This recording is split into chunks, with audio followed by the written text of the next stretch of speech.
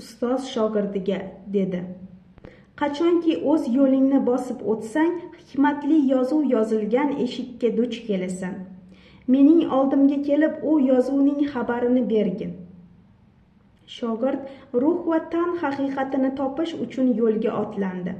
Bir kuni u hikmatli yozuv yozilgan eshikka yetib bordi va ustozining oldiga borib, u yozuvning xabarini berdi.